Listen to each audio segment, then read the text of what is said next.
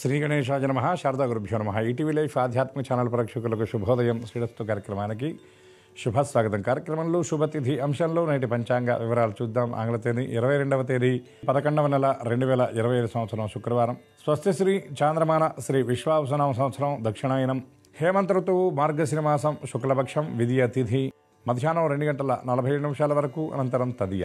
జ్యేష్ఠ నక్షత్రం మధ్యాహ్నం 3 గంటల 31 నిమిషాల వరకు, అనంతరం మూలా నక్షత్రం. సుకర్మయోగం ఉదయం 11 గంటల 16 నిమిషాల వరకు, అనంతరం ధృతి యోగం. కౌలవకరణం మధ్యాహ్నం 2 గంటల 47 నిమిషాల వరకు, అనంతరం తైతుల కరణం. ఇక నేటి వర్జ్యం రాత్రి 12 గంటల 15 నిమిషాల నుండి 2 గంటల వరకు. నేటి దుర్ముహూర్తం ఉదయం 6 గంటల 19 నిమిషాల నుండి 7 గంటల 49 నిమిషాల వరకు. నేటి అమృత ఘడియలు తెల్లవారుజామున ప్రారంభమై శేష అమృత ఘడియలు సూర్యోదయం అయిన తర్వాత 7 గంటల 34 నిమిషాల వరకు. నేటి రాహుకాలం ఉదయం 9 గంటల నుండి 10:30 గంటల వరకు, యమగండం మధ్యాహ్నం 1 గంట 30 నిమిషాల నుండి 3 గంటల వరకు. ఇక ఈనాటి తిథివార నక్షత్రాన్ని అనుసరించి చేయదగిన దేవతాపాసన గురించి విచారించినట్లయితే మార్గశిర మాసం విష్ణు ఆరాధన మనం ప్రధానంగా చేసేటటువంటి మాసం ఇది. ఈ మాసంలో వచ్చినటువంటి శనివారం చాలా విశేషమైంది.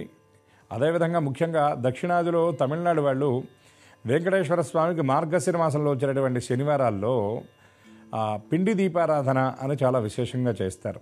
బియ్యపిండి, ఆవు పాలు, పంచదార, బెల్లం వేసి దాన్ని ఒక ప్రమిదిలాగా తయారు చేసి అందులో ఆవు నెయ్యి పోసి ఒత్తిని వేసి వెలిగిస్తారు. నిన్నటిదాకా మనం కార్తీక దీపాలు అనేటటువంటి పేరుతో ఆ కార్తీక మాసంలో దీపానికి ఉన్నటువంటి ప్రాధాన్యతని మనందరం కూడా విన్నాం. ఇదే విధంగా మార్గశిర మాసంలో వచ్చేటటువంటి ఈ శనివారాల్లో స్వామివారికి పిండి దీపారాధన చేయటం వల్ల గ్రహదోషాలన్నీ కూడా తొలగిపోతాయి. ముఖ్యంగా మనకు ఉన్నటువంటి 9 గ్రహాల్లో ప్రతి గ్రహం అనుగ్రహాన్ని ఇచ్చేటటువంటి గ్రహమే. జాతకంలో ఉన్నటువంటి స్థితిని బట్టి ప్రతి గ్రహం కూడా ఏదో ఒక సందర్భంలో ప్రాతికూల్య ఫలితాలను అయితే అందిస్తుంది. కానీ సహజంగా మన వాళ్ళు పేరు వినగానే భయపడేది ఎవరికంటే శనైశ్చరుడికి. అటువంటి శని అధిష్టానంగా కలిగినటువంటి వారం శనివారం కనుక మనకు సంప్రదాయంలో శని బాధ నుండి మనం విముక్తులం అవ్వాలంటే ఆరాధించవలసినటువంటి దైవాలు ప్రత్యేకంగా మనకు సూచించబడ్డారు. వారిలో ఈశ్వర ఆరాధన మనకి ప్రధానం.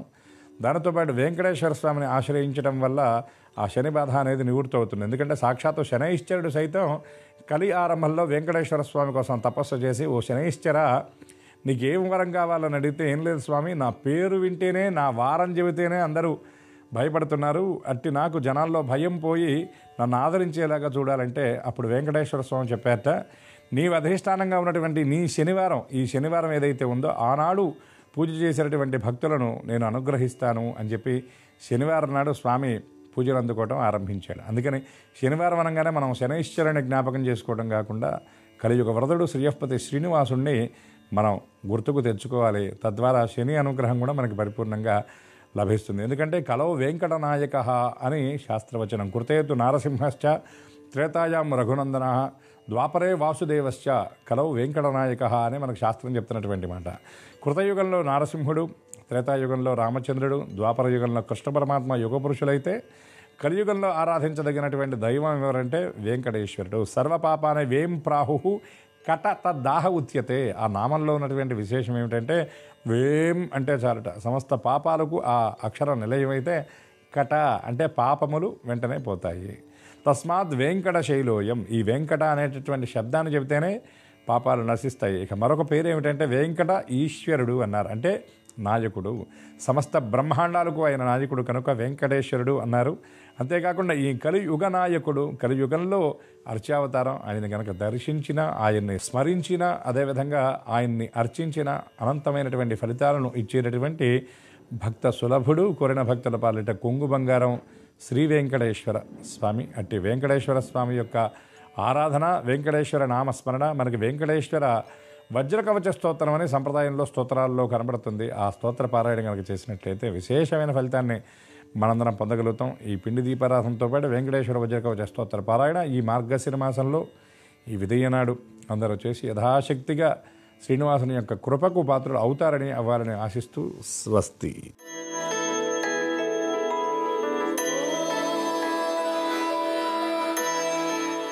ఈటీవీ లైఫ్ ఆధ్యాత్మిక ఛానల్ ప్రేక్షకులందరికీ నమస్కారం. శ్రీరస్తు కార్యక్రమంలో గ్రహయోగం అంశానికి స్వాగతం. ఈనాటి ఈ గ్రహయోగం శీర్షికలో మేషాది ద్వాదశ రాశుల వారికి కలిగే శుభ అశుభ ఫలితాలని, అవసరమైన సందర్భాల్లో ప్రత్యామ్నాయ మార్గాలని తెలుసుకుంటారు.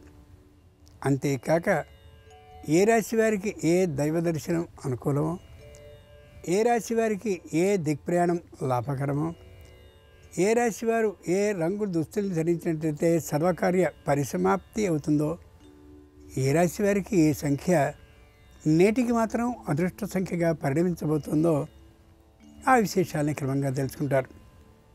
అంతేకాక మార్గశీర్ష మాసమే అతి ప్రశస్తమైనది.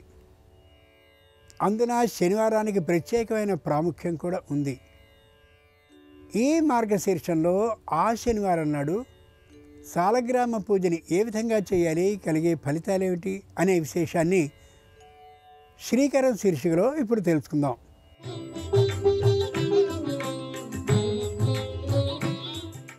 సాలగ్రామం సాక్షాత్తు విష్ణు స్వరూపం. సాలగ్రామంలో కానీ, సాలగ్రామంలో కూర్చిన పంచాయతన ప్రదేశంలో కానీ లక్ష్మీ నారాయణులు కొలువు తీరి ఉంటారు. సాలగ్రామ వైభవాన్ని బ్రహ్మ వైవర్త పురాణం, అగ్ని పురాణం విశదీకరించి చెప్పాయి. నేపాల్లోని గండకీ నదీ తీరంలో లభ్యమయ్యే ఈ శిలలని సాలగ్రామాలుగా స్వీకరిస్తారు, పూజిస్తారు కూడా. సాలగ్రామాల్లో విభిన్న ఆకృతులు ఉంటూ ఉంటాయి. ఆయా ఆకృతుల్ని బట్టి వివిధ దేవతా స్వరూపాలుగా భావిస్తారు వీటిని. సాలగ్రామానికి హిరణ్యగర్భ అనే పేరు కూడా ఉంది. సాలగ్రామాన్ని సేకరించిన వెంటనే పూజలో ఉంచకూడదు. వాటికి శాస్త్రబద్ధంగా చక్రశుద్ధి, వక్రశుద్ధి, శిలాశుద్ధి, వర్ణశుద్ధి నిర్వహించాలి. విరిగినవి, బీటలు పడినవి పూజించనే కూడదు. సాలగ్రామాల్లో సౌమ్య రూపాలు, ఉగ్ర రూపాలు కూడా ఉంటాయి. ఉగ్ర సాలగ్రామాన్ని నృసింహ రూపంగా పూజిస్తారు. సౌమ్య సాలగ్రామాన్ని విష్ణు, సీత, రామ, వేణుగోపాలమూర్తులుగా భావిస్తారు. సాలగ్రామ పూజా విధిలో అభిషేకానికి ప్రత్యేకమైన ప్రశస్తి ఉంది. సాలగ్రామాలు అనేవి ఎంత సూక్ష్మంగా ఉంటే అంత మంచిది. సాలగ్రామాన్ని వంశపరంపరగా ఆరాధించే సంప్రదాయం కూడా ఉంది. సాలగ్రామం శివ కేశవ స్వరూపం. సాలగ్రామం ఉపరితలంలో విష్ణువు, సాలగ్రామం మధ్యలో శివుడు నెలకొని ఉంటారు. తులసీ దళాలు, బిల్వ దళాలతో సాలగ్రామాల్ని అభిషేకించవచ్చు, అర్చించవచ్చు. సాలగ్రామాన్ని నిత్యం శుద్ధోదకంతో అభిషేకించి ఆ జలాన్ని తీర్థంగా స్వీకరించడం వల్ల ఆరోగ్యం కుదుటపడుతుంది, కుటుంబం శాంతపడుతుంది కూడా. ముందుగా నేటి పంచాంగం. ఈరోజు మార్గశీర్ష శుద్ధ ద్వితీయ అంటే విధియ, శనివారం, నక్షత్రం జ్యేష్ఠ. ఇక నేటి గ్రహస్థితిని పరిశీలించి చూస్తే కర్కాటకంలో గురుడున్నాడు, సింహంలో కేతు ఉన్నాడు, తులలో శుక్రుడున్నాడు, వృశ్చికంలో కుజ, బుధ, రవి, చంద్రుడున్నారు, కుంభంలో రాహు ఉంటే మీనంలో శని ఉన్నాడు. ఈ తాత్కాలిక గ్రహస్థితి ఆధారంగా మేషాది ద్వాదశ రాశుల వారికి కలిగే శుభ అశుభ ఫలితాలని క్రమంగా తెలుసుకుందాం. ముందుగా మేషరాశి.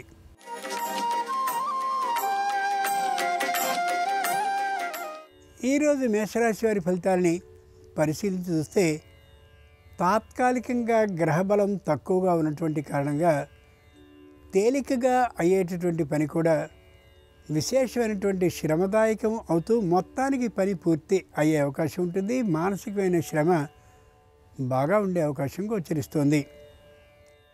ఎంతగా శత్రువులు ప్రయత్నించినా, ఎంతగా విరోధించాలనే ఆలోచన ఎవరికి కలిగి ఉన్నా ఏమాత్రమూ వారి ఆలోచన సాగదు.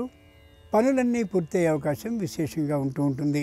మార్గశీర్ష శనివారం సందర్భంగా మేషరాశి వారు ఈశ్వరుణ్ణి భస్మజలంతో అభిషేకించినట్టయితే వ్యాపారంలోని వివాదాలు తొలగిపోతాయి, ఆర్థిక లాభం కలుగుతుంది. తూర్పు దిక్కు ప్రయాణం అనుకూలం. కలిసి వచ్చే రంగు తెలుపు. అదృష్ట సంఖ్య 5.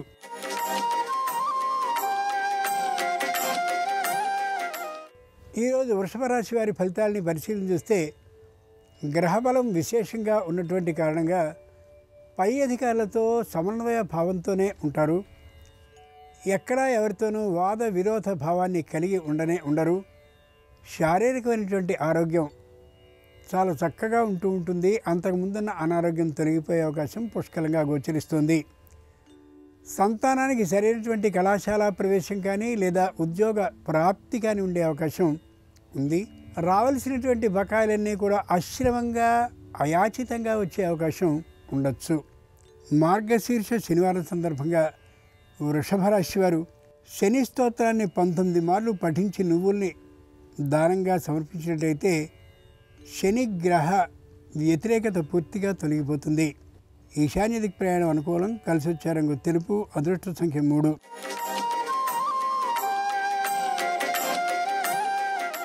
ఈరోజు మిథున రాశి వారి ఫలితాలని పరిశీలించి చూస్తే ఎవరితోనూ విరోధ భావాన్ని కలిగి ఉండరు. ప్రతీకారాన్ని తీర్చుకోవాలనేటువంటి ఆలోచనని పూర్తిగా విరమించుకుంటారు. మెడకు, కంటికి, నడుముకి సంబంధించినటువంటి అనారోగ్యాలు తాత్కాలికంగా కలిగే అవకాశం ఉంటుంది. తత్కారణంగా వైద్య పరీక్షలు చేయించుకుని ఔషధ సేవ చేయించుకోవడం చాలా అవసరం. సంతానానికి సంబంధించిన విద్య విశేషమైనటువంటి ప్రాభవ స్థితిలో ఉంటుంది కాబట్టి ఆనందంగా ఉండగలుగుతారు. ఆర్థికమైనటువంటి రుణాన్ని తీర్చడం కోసమని చక్కని పొదుపరితనాన్ని పాటిస్తారు. ఏ విధమైనటువంటి వ్యతిరేక భావము దంపతుల్లో ఉండదు. అన్యోన్యతాభావం బాగా పెరిగే అవకాశం అయితే గోచరిస్తుంది. మార్గశీర్ష శనివారం సందర్భంగా మిథున రాశి వారు శ్రీ వెంకటేశ్వర స్వామి వారిని మల్లెపూలతో అర్చించినట్టయితే వ్యాపారంలో శుభవార్తను వినే అవకాశం ఉంటుంది. ఉత్తర దిక్ ప్రయాణం అనుకూలం. కలిసి వచ్చే రంగు నీలం. అదృష్ట సంఖ్య 1.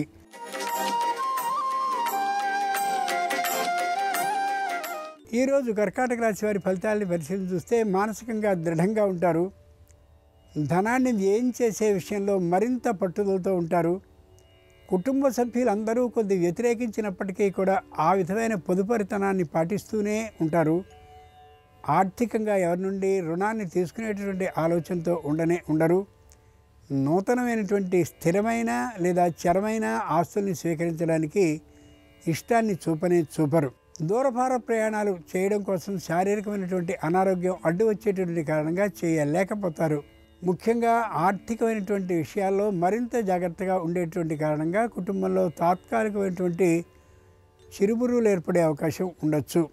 మార్గశీర్ష శనివారం సందర్భంగా కర్కాటక రాశి వారు కళ్యాణ వెంకటేశ్వర స్వామి వారిని పసుపు అక్షతలతో పూజించినట్టయితే వివాహాది శుభకార్యాలు అనుకూలించే అవకాశం ఎక్కువగా ఉంటుంది. ఉత్తర దిక్ ప్రయాణం అనుకూలం. కలిసి వచ్చే రంగు తెలుపు. అదృష్ట సంఖ్య 3.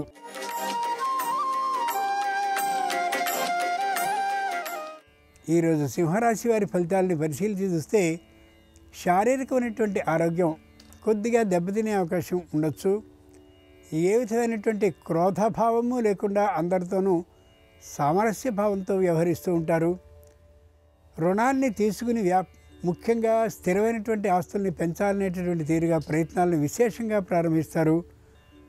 దూర ప్రయాణాలను చేసి ఆర్థికమైనటువంటి సమీకరణ చేసుకోవాలనే ప్రయత్నాన్ని ముమ్మరంగా చేస్తూ ఉంటారు. సంతానం అందరూ కూడా శారీరకమైనటువంటి అనారోగ్యానికి గురవుతున్నటువంటి తమ తల్లిదండ్రుల్ని చూసి విశేషంగా వారిని వారిస్తూ ఉండే అవకాశం ఉంది. అయినప్పటికీ కూడా కుటుంబానికి సంబంధించిన ఆర్థిక స్థితిని పెంచడం కోసం విశేష శ్రమని చేస్తూనే ఉంటారు. మార్గశీర్ష శనివారం సందర్భంగా సింహరాశి వారు శ్రీ వీర వెంకట సత్యనారాయణ స్వామి వారిని తమలపాకులతో అర్చించినట్లయితే వృత్తి ఉద్యోగ వ్యాపారాల్లో ఏ విధమైన రుణాలున్నాయో వెంటనే తొలగిపోయే అవకాశం ఉంటుంది. ఆగ్నేయ దిక్ ప్రయాణం అనుకూలం. కలిసి వచ్చే రంగు ఎరుపు. అదృష్ట సంఖ్య 4.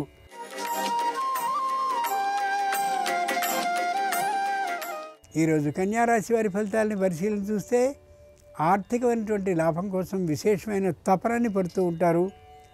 చేయవలసినటువంటి అన్ని ప్రయత్నాలని కూడా కీర్తి ప్రతిష్టల పెంపుదల కోసం చేస్తూనే ఉంటారు.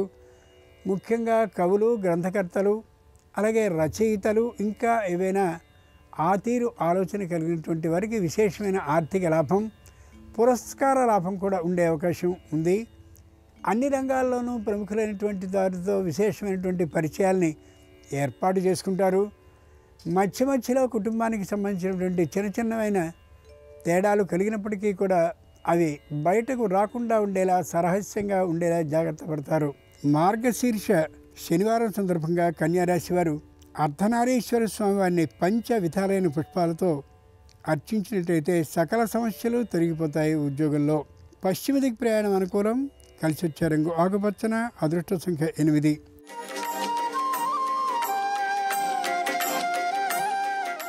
ఈరోజు తులారాశి వారి ఫలితాలను పరిశీలించి చూస్తే ప్రతి విషయాన్ని స్పష్టమైనటువంటి పద్ధతిలో మాట్లాడతారు.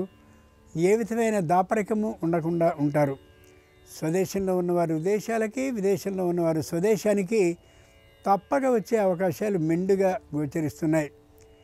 తల్లిదండ్రుల్లో ఒకరికి తాత్కాలికమైనటువంటి అనారోగ్య భావం కలిగిన కారణంగా మానసికంగా ఉత్సాహంగా ఉండలేకపోతారు. ఈ రోజుకి మాత్రం ఆర్థికమైనటువంటి స్థితిని పెంపొందించడం కోసమని పొలాలని, భూములని, అలాగే ఇతరమైనటువంటి వాటిని, స్థిరాస్తుల్ని కొనాలని ప్రయత్నాలు చేస్తారు.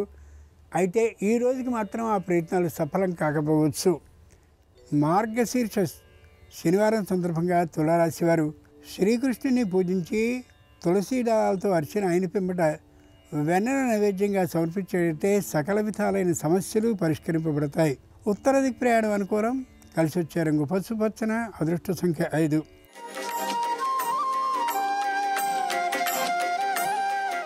ఈరోజు వృశ్చిక రాశి వారి ఫలితాలని పరిశీలన చూస్తే మాట కటువుగా ఉంటూ ఉండొచ్చు, వ్యాపారం మధ్యమంగా ఉంటూ ఉండొచ్చు, భార్యాభర్తల అనుబంధం చక్కగా ఉంటూ ఉంటుంది. వ్యాపారంలో నూతనమైనటువంటి మెళకువలు తెలుసుకోవడం కోసం దూరభార ప్రయాణాలు చేస్తారు. వృత్తిలో నైపుణ్యాన్ని సంపాదించుకోగలుగుతారు. ముఖ్యంగా రుణాన్ని చేసి వ్యాపారాన్ని చేయాలనే ఆలోచనని పూర్తిగా మానుకుంటారు. ఆరోగ్యపరమైనటువంటి జాగ్రత్తల్ని తీసుకోక తప్పదు. ఆ విషయంలో నిర్లక్ష్యాన్ని చేస్తూ ఉండొచ్చు. వృత్తి, ఉద్యోగ, వ్యాపారపరమైనటువంటి ఆదాయాలు మధ్యమంగానే ఉంటాయి ఈ రాశి వారికి ఈ రోజున. మార్గశీర్ష శనివారం సందర్భంగా వృశ్చిక రాశి వారు వీరాంజనేయ స్వామి వారిని పూజించి అరటి పండ్లను నైవేద్యంగా సమర్పించినట్టయితే సర్వ రంగాల్లోనూ కూడా మనశ్శాంతి సొంతం అవుతుంది. తూర్పు దిక్కు ప్రయాణం అనుకూలం. కలిసి వచ్చే రంగు ఎరుపు. అదృష్ట సంఖ్య 4.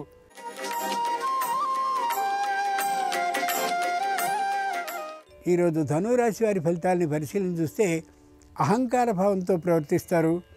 ప్రతి విషయంలోనూ జోక్యాన్ని చేసుకుంటూ ఉంటారు. మధ్యవర్తిత్వం కారణంగా కొన్ని ఇబ్బందులు పూర్వం కలిగినప్పటికీ కూడా అదే ఆలోచనని కొనసాగిస్తూ ఉంటారు. ఆరోగ్య విషయంలో మొత్తం తగినటువంటి శ్రద్ధని చూపించకపోవచ్చు. ముఖ్యంగా అజీర్ణానికి సంబంధించినటువంటి వ్యాధి కలిగే అవకాశం ఉండొచ్చు. ఆర్థికమైనటువంటి పెట్టుబడిని పెట్టే విషయంలో విశేషంగా ఆలోచిస్తారు. చివరికి పెట్టుబడిని పెట్టలేకపోతారు కూడా. ఏ విధమైనటువంటి అభియోగాలు న్యాయస్థానంలో అపరిష్కృతంగా లేని కారణంగా ఉత్సాహంగానే ఉండగలుగుతారు. వృత్తి, ఉద్యోగ, వ్యాపారపరమైనటువంటి ఆదాయాలు మధ్యమంగానే ఉంటాయి ఈ రాశి వారికి ఈ రోజున. మార్గశీర్ష శనివారం సందర్భంగా ధనురాశి వారు శ్రీరామచంద్రమూర్తి వారిని మందారాలతో అర్చించినట్టయితే నూతన పదవి లాభానికి అవకాశం ఉంటుంది.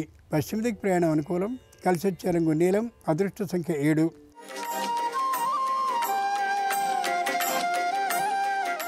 ఈరోజు మకర రాశి వారి ఫలితాలను పరిశీలించి చూస్తే తాము అనుకున్నది మాత్రమే సాధించాలి గట్టి పట్టుదలతో ఉంటారు. కుటుంబంలో అందరూ వ్యతిరేకించినప్పటికీ కూడా తమ ఆలోచన మాత్రమే నెరవేరాలనేటటువంటి ఆలోచనతో ఉంటూ ఉంటారు. అనుకూలమైనటువంటి బంధువులు, ఆప్తులైనటువంటి వారు వ్యాపార అభివృద్ధి కోసమని పెట్టుబడులు పెట్టడానికి ఏమాత్రపు వెనుకబాటుతనాన్ని చూపించరు. వ్యాపారం పూర్వం ఉన్నటువంటి స్థాయిలో పెరగడం కోసమని వినియోగదారులతో సమావేశాన్ని ఏర్పాటు చేసి చక్కగా పరిష్కరించుకునే ప్రయత్నాన్ని చేసుకుంటారు అభిప్రాయ భేదాలు లేకుండా. అయితే కుటుంబంలో శుభకార్యం జరిగే అవకాశం కనిపిస్తుంది కాబట్టి ఆర్థికమైనటువంటి సమీకరణని చేస్తూ కనిపిస్తారు. మార్గశీర్ష శనివారం సందర్భంగా మకర రాశి వారు గణపతిని బిల్వ దళాలతో అర్చించినట్టయితే సంపూర్ణమైన మనశ్శాంతి చేకూరడమే కాక శుభకార్యాలు అనుకూలించే అవకాశం ఉంటుంది. ఈశాన్య దిక్ ప్రయాణం అనుకూలం. కలిసి వచ్చే రంగు ఎరుపు. అదృష్ట సంఖ్య 4.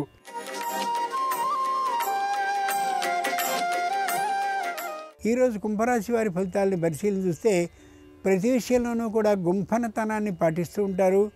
చిట్ట చివరి క్షణం వరకు కూడా భార్య పుత్రులకి తెలియనటువంటి పరిస్థితిలో ఉండే కారణంగా మానసికమైనటువంటి స్పర్ధ కుటుంబ సభ్యులకి పెరిగే అవకాశం ఉండొచ్చు. రుణ భారాన్ని తొలగించుకోవడం కోసమని తీవ్రమైన శ్రమని పాటిస్తూ ఉంటారు. వృత్తి, ఉద్యోగ, వ్యాపారాల్లో శారీరకమైనటువంటి ఆరోగ్యం కొద్దిగా దెబ్బతినే అవకాశం ఉన్నటువంటి కారణంగా అనుకూలమైనటువంటి ఆరోగ్య స్థితి కోసమని తగినటువంటి ఔషధ సేవలు చేయడం మాత్రం తప్పనిసరి. కుటుంబంలో ఒకరి కారణంగా మానసికమైనటువంటి అనారోగ్యం పెరిగే అవకాశం గోచరిస్తుంది. మార్గశీర్ష శనివారం సందర్భంగా కుంభరాశి వారు శ్రీ మహావిష్ణువుని ముద్ద మందారాలతో అర్చించినట్లయితే నూతన గృహ లాభానికి అవకాశం ఉంటుంది. ఈశాన్య దిక్ ప్రయాణం అనుకూలం. కలిసి వచ్చే రంగు ఎరుపు. అదృష్ట సంఖ్య 4.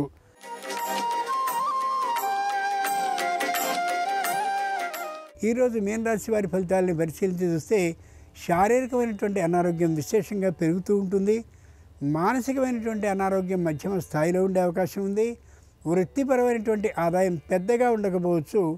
ఉద్యోగపరమైనటువంటి ఆదాయం మధ్యమంగా ఉంటూ ఉంటుంది. వ్యాపారపరమైనటువంటి ఆదాయం మాత్రం విశేషంగా పెరిగేందుకు తగినటువంటి ప్రణాళికలు వేసుకుంటారు. తప్పక వ్యావసాయికమైనటువంటి భూముల మీద ఆదాయం కలిగే అవకాశం పుష్కలంగా గోచరిస్తుంది. వచ్చినటువంటి ద్రవ్యాన్ని తమ కుటుంబానికి మాత్రమే తాము వినియోగించుకోవడం శ్రేయస్కరం తప్ప ఎవరికో ఒకరికి ఆర్థికమైనటువంటి సహాయాన్ని చేయాలి అని అనుకోవడం సరైనటువంటి అంశం కాకపోవచ్చు.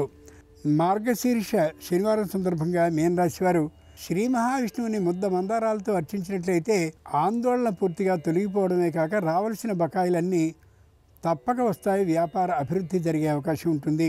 నిర్ణీత ప్రయాణం అనుకూలం. కలిసి వచ్చే రంగు నలుపు. అదృష్ట సంఖ్య 6.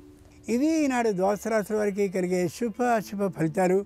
ఈరోజు మార్గశీర్ష శనివారం అయినటువంటి సందర్భంగా సర్వరాశుల వారికి శ్రీ మహావిష్ణు అనుగ్రహం పరిపూర్ణంగా కలగాలని హృదయపూర్వకంగా ప్రార్థిస్తూ స్వస్తి.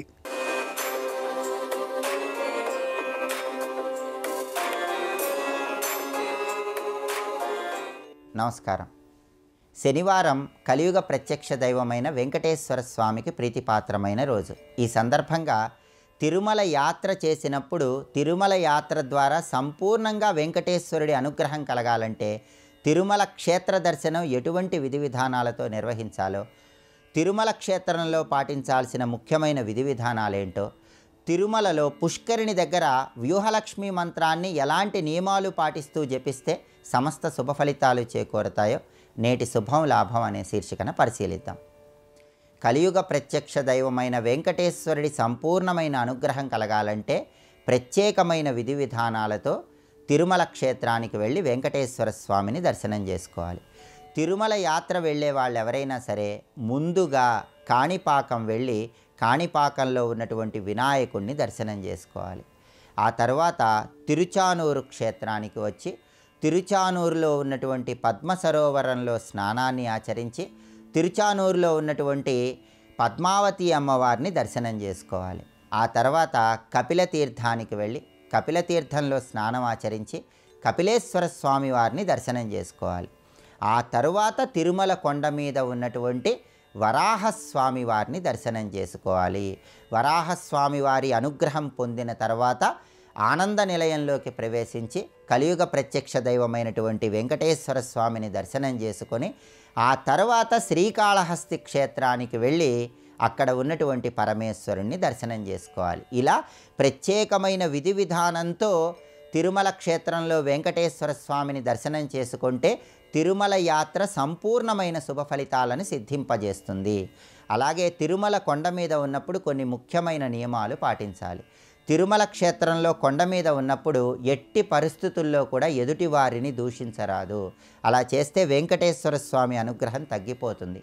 తిరుమల కొండ మీద ఉన్నటువంటి పుష్పాలు వెంకటేశ్వర స్వామికే చెందుతాయి కాబట్టి వాటిని మహిళలు ఎట్టి పరిస్థితుల్లో ధరించరాదు. అలాగే తిరుమల క్షేత్రంలో వెంకటేశ్వర స్వామి దర్శనానికి వెళ్ళినప్పుడు పుష్కరిణి తీర్థంలో స్నానాన్ని ఆచరించాలి. పుష్కరిణి సమీపంలో వ్యూహలక్ష్మి మంత్రాన్ని జపించాలి. వ్యూహలక్ష్మి మంత్రం పుష్కరిణి సమీపంలో ఎవరైతే కొండ మీద జపిస్తారో వాళ్ళకి అష్టలక్ష్ముల సంపూర్ణమైన అనుగ్రహం కలుగుతుందని వెంకటాచల మహత్యంలో చెప్పారు. అయితే వ్యూహలక్ష్మి మంత్రాన్ని పుష్కరిణి సమీపంలో కూర్చొని జపించేటప్పుడు ఒక ముఖ్యమైన విధి విధానం పాటించాలి. ఆ విధి విధానం ఏంటంటే ఒక మారేడాకు తీసుకొని ఆ మారేడాకు మీద తడి పసుపుతో ఒక ముద్దని ఏర్పాటు చేయాలి.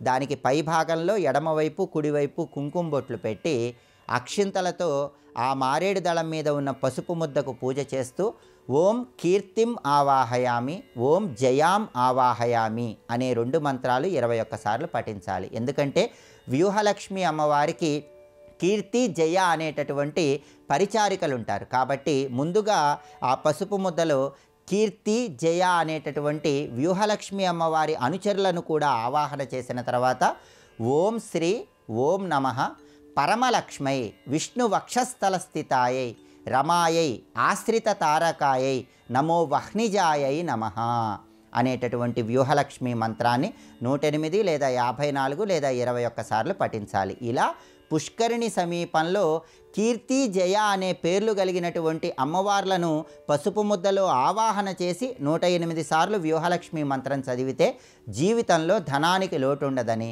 అష్టలక్ష్ముల సంపూర్ణమైన అనుగ్రహం కలుగుతుందని, జీవితంలో ఒక్కసారైనా తిరుమల క్షేత్రంలో పుష్కరిణి దగ్గర ఈ ప్రత్యేకమైన విధి విధానాలతో వ్యూహలక్ష్మి మంత్రాన్ని పఠించాలని వెంకటాచల మహత్యంలో చెప్పడం జరిగింది. కాబట్టి తిరుమల యాత్ర సంపూర్ణమైన ఫలితాలను అనుగ్రహించాలంటే, కలియుగ ప్రత్యక్ష దైవమైనటువంటి వెంకటేశ్వరుడి సంపూర్ణమైన అనుగ్రహం కలగాలంటే ఈ విధి విధానాలు పాటించండి. సమస్త శుభాలను సిద్ధింపజేసుకోండి. రేపు మార్గశిర మాసంలో వచ్చే ఆదివారం. ఈ సందర్భంగా సూర్యుడికి సంబంధించిన ఎలాంటి ముఖ్యమైన విధి విధానాలు పాటిస్తే సమస్త శుభాలు చేకూరతాయో రేపటి శుభం లాభం అనే శీర్షికను పరిశీలిద్దాం. నమస్కారం. ఈ కార్యక్రమాన్ని తిరిగి చూడాలనుకుంటే www.youtube.com/ETV Life Spiritual లో చూడవచ్చు.